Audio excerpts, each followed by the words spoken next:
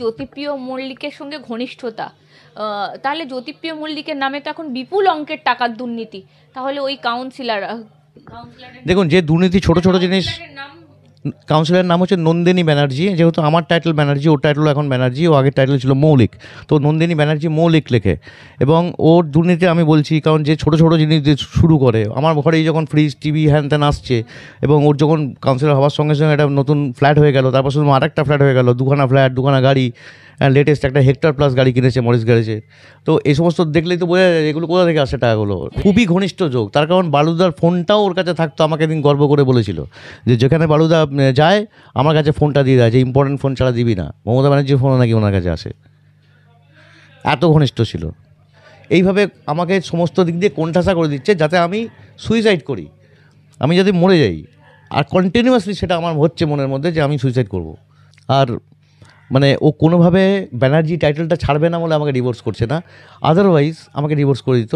ছাড়ছে না তার কারণ হচ্ছে যেহেতু মমতা ব্যানার্জি, অভিষেক ব্যানার্জি, নন্দিনী ব্যানার্জি একটা একই রকম নামটা শোনায় আর কি। আমাকে ওখানকার একজন বললো যে এখানে সবাই জানে জ্যোতিপ্রিয় মল্লিক ওনার মামা। আগে আমাকে বলতো, আমি বোনের মতো দাদা বলতো, বালুদা বলতো, দাদা বলতো, এখন ওরা মামা হয়ে গেল। I don't know how it possible. মানে আমি প্রাণের হুমকি দিয়েছি, 447 ক্রিমিনাল ট্রেসপাসিং, মানে আমি দরজা ভেঙে ঢুকেছি।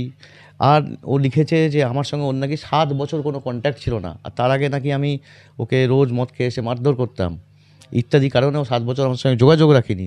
তারপরে এটাও লিখেছে যে সেদিন রাত্রে আমি নাকি ওকে অশ্রাব্য ভাষায় গালাগাল করেছি, বারবার বেল্ট টিপেছি ইত্যাদি।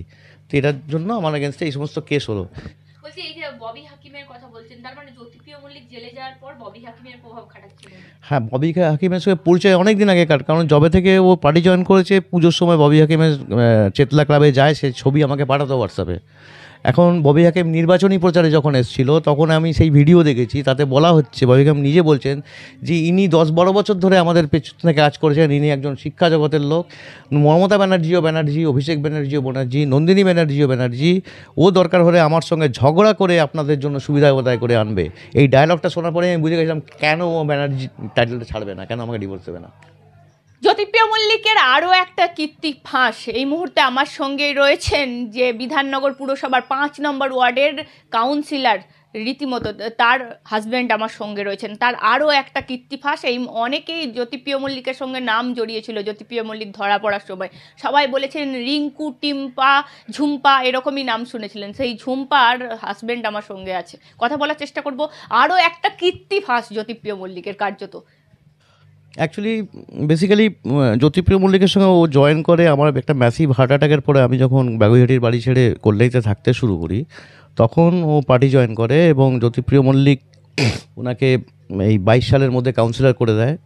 তো এর মধ্যে ওর আগে থেকেই 11 সালে পাওয়ারে আসার আগে থেকে পর থেকেই জ্যোতিপ্রিয় মল্লিকের সঙ্গে যে আলাপ করে দিয়েছিল তার নাম ববি, সে থাকে দেবীনিবাস রোডে, নাগেরবাজার এরিয়ায়।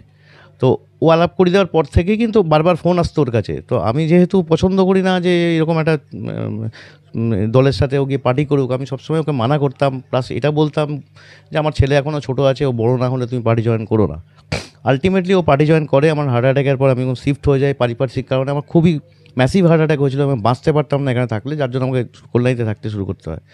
সেই থেকে আমার আসা যাওয়া ছিল বারবার, কিন্তু আমাকে না জানিয়ে তো পার্টি জয়েন করেছে, কাজেই কিছু কিছু কথা বললো, সব তো বলতো না।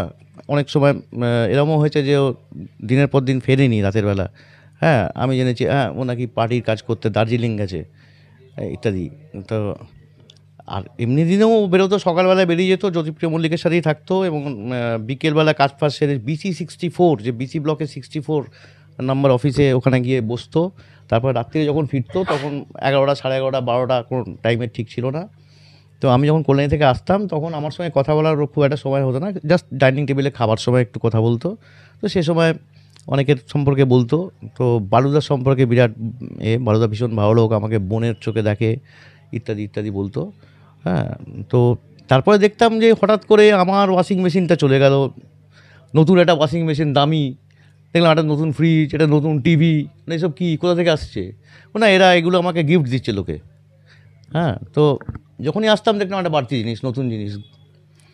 তো আমি বলেছিলাম ওকে যে দেখো এইভাবে এরকমভাবে গিফট নিচ্ছ তুমি কিন্তু ভীষণভাবে বিপদে পড়বে পরে। তো তো ও আমার কথা শোনেনি। যাই হোক, আলটিমেটলি যখন 2021 সালে ও টিকিট পায়, তারপর থেকে ওর অ্যাটিটিউড চেঞ্জ হয়ে যায়, আমাকে স্ট্রেট বলে দেয় যে তুমি আমার বাড়িতে আসবে না। হ্যাঁ, এখানে আসবে না, আমি সবসময় ব্যস্ত থাকি, আমি তোমাকে টাইম দিতে পারবো না, তুমি যেখানে আছো থাকো, তুমি অসুস্থ লোক, এখানে এসে শুধু শুধু আমি কি কোনো রকম তোমাকে দেখভাল করতে পারবো না, সুতরাং আসবে না। এবং এই কথাগুলো যাদের সামনে বলেছিল, কাজের লোক টাজের লোক অনেকে ছিল, যার জন্য আমার খুব আত্মসম্মানে লাগে, এবং তারপর থেকে আমি আসা বন্ধ করে দিই। তো 2022 সালে ও কাউন্সিলর হয়। কাউন্সিলর হওয়ার পরে ও ওই ভাড়া বাড়ি ছেড়ে চলে যায়, এবং আমি পরে জানতে পারি যে ও নতুন ফ্ল্যাট কিনে চলে গেছে। এবং ওর নিজের জেঠিমাই আমাকে বলেছিল যে ও আমার ফোন ধরে না, তো তোদের এখন বিশাল ব্যাপার, তুই অন্তত ফোনটা ধরেছিস। তো আমি বললাম আমি তো কিছু জানি না কী হয়েছে। তা ও কাউন্সিলর হওয়ার পর থেকে ফোন ধরে না, এবং ও ফ্ল্যাট কিনে চলে গেছে। কারণ সে কী কথা, আমি তারপর এসে দেখলাম যে সত্যি ফ্ল্যাট কিনে চলে গেছে, কিন্তু ওই ফ্ল্যাটের অ্যাড্রেস আমাকে কেউ বলতে পারছিল না। যার ফলে আমি অনেক কষ্টে ওর ফ্ল্যাটের অ্যাড্রেস জোগাড় করে একদিন গেলাম। জ্যাংলায় সত্যা এনক্লেভ বলে একটি আছে, সেখানে 3rd ফ্লোরে ওর 3D ফ্ল্যাট নাম্বার। সেখানে যেহেতু ওটা 3rd ফ্লোর 4 তলা এবং লিফট চলছিল না, আমি মানে হাঁপাতে হাঁপাতে ওপরে উঠেছি, কারণ আমার হার্টের কন্ডিশন যেহেতু খুব খারাপ, লিফট চলছে না। তাও আমি উঠেছি দেখা করার জন্য। ওকে বারবার অনুরোধ করলাম যে দরজাটা খোলো, আমার বুকে পেন হচ্ছে আর তোমার সঙ্গে কিছু কথা আছে। দরজা খুললো না, এবং তারপরেই দেখলাম যে পুলিশ চলে এলো। তো আমাকে চলে যেতে হলো বাধ্য হয়ে ওখান থেকে। আমি বুঝতেই পারছিলাম কাউকে একটা ফোন করছে, তো আমি নেমে এসেছিলাম, বেরিয়ে গেলাম। এবং তারপরে কি ঘটলো, তারপরে আমার এগেনস্টে 506 ধারা, মানে আমি প্রাণের হুমকি দিয়েছি, 447 ক্রিমিনাল ট্রেসপাসিং, মানে আমি দরজা ভেঙে ঢুকেছি। আর ও লিখেছে যে আমার সঙ্গে ওর নাকি 7 বছর কোনো কন্ট্যাক্ট ছিল না, আর তার আগে নাকি আমি ওকে রোজ মদ খেয়ে এসে মারধর করতাম ইত্যাদি কারণেও 7 বছর আমার সঙ্গে যোগাযোগ রাখিনি।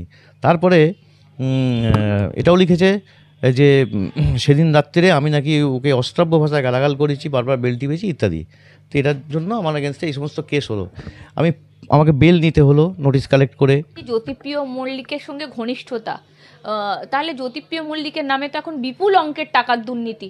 তাহলে ওই কাউন্সিলর দেখুন, যে দুর্নীতি ছোট ছোট জিনিস, কাউন্সিলরের নাম হচ্ছে নন্দিনী ব্যানার্জি। যেহেতু আমার টাইটেল ব্যানার্জি, ওর টাইটেল এখন ব্যানার্জি, ও আগের টাইটেল ছিল মৌলিক। তো নন্দিনী ব্যানার্জি মৌলিক লেখে, এবং ওর দুর্নীতি আমি বলছি কারণ যে ছোটো ছোটো জিনিস দিয়ে শুরু করে। আমার ঘরেই যখন ফ্রিজ টিভি হ্যান ত্যান আসছে, এবং ওর যখন কাউন্সিলর হওয়ার সঙ্গে সঙ্গে একটা নতুন ফ্ল্যাট হয়ে গেল, তারপর শুধু আরেকটা ফ্ল্যাট হয়ে গেল, 2খানা ফ্ল্যাট, 2খানা গাড়ি, লেটেস্ট একটা হেক্টর প্লাস গাড়ি কিনেছে মরিস গ্যারেজে। তো এই সমস্ত দেখলেই তো বোঝা যায় এগুলো কোথা থেকে আসে টাকাগুলো। এটা তো পুরো ডিসপ্রপোর্শনেট। তো মানে অ্যাসেট আর ইনকামের তো কোনো এই নেই। কাউন্সিলরের কত মাইনে হতে পারে যে দুমদাম।